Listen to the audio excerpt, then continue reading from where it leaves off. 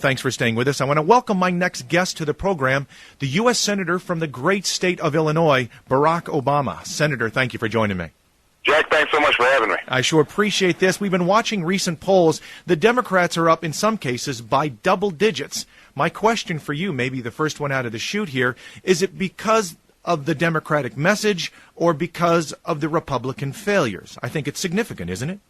Well, look, there's no doubt that to some degree a midterm election like this is a referendum on the president and his policies as well as the Congress and what they've been doing over the last 6 years. And I think people are frustrated with what's happened in Iraq and the lack of progress that we've made on issues like health care and education and energy here at home. So there's no doubt that there's going to be some voting against. But I think what I'm encouraged by is the degree to which you're starting to see Democrats like Amy Klobuchar and others put a common-sense, practical, non-ideological message about just solving problems. And I think that's what the country's in the mood for, and I think those Democrats who are communicating that message will do very well in the election. Earlier this year, I was in Iraq with the 10th Mountain Division with 101st and some of the others. Iraq seems to be the central issue of the campaign.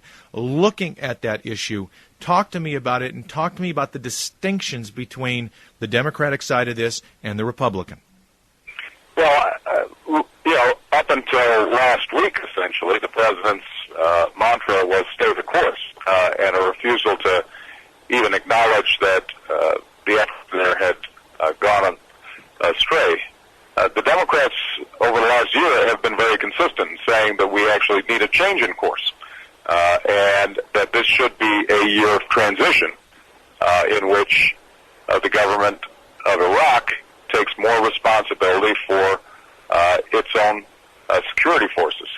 That has not happened. I think that it is now at a point where the only way, I believe, that we're going to be able to get the Iraqi government to take seriously its obligations, as well as some of the regional powers, is to essentially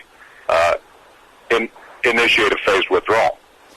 In the event that we do initiate that phased withdrawal and we continue with the civil war that seems to be raging, I know 100 dead U.S. soldiers as of today and counting, sadly, for this month.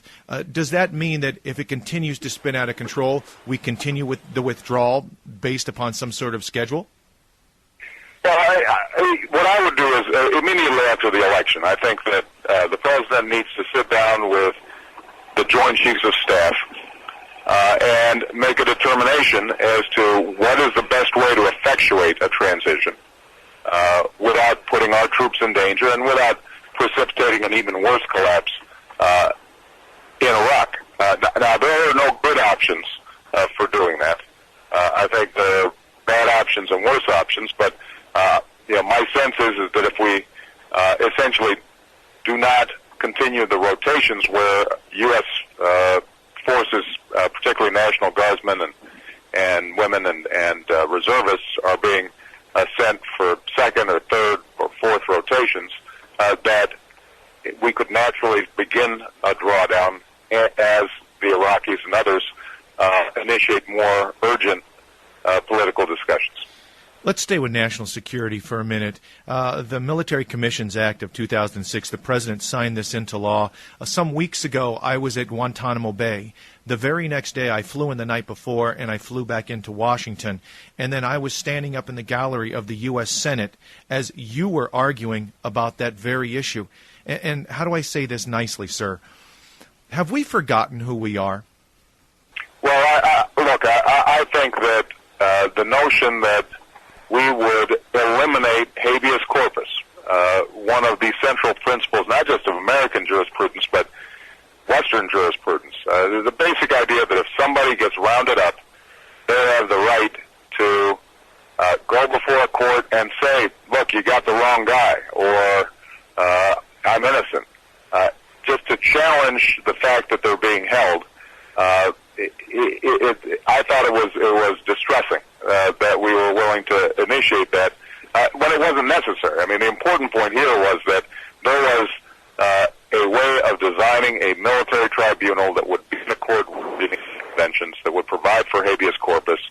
Had we done so in the first place, we would have already tried and convicted some of the murderers responsible for 9/11. Instead, I am concerned that this bill will not survive constitutional scrutiny.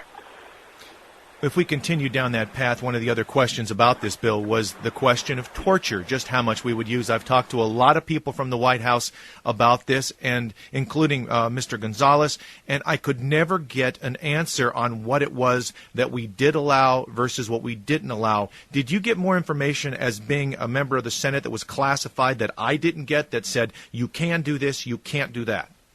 No, I think that's part of the problem, is that the way the bill is structured, it provides the president the authority to make a determination and essentially to define what treatment constitutes cruel and inhumane treatment that would not be allowed. So there's a lack of transparency in this process. Yeah, the irony is that the military, in the wake of Abu Ghraib, has done a good job in initiating very clear guidelines in terms of interrogations. Precisely because I think the military is more sensitive to the dangers of not only troop morale when something like Abu Ghraib happens, but also their vulnerabilities should one of their own be captured.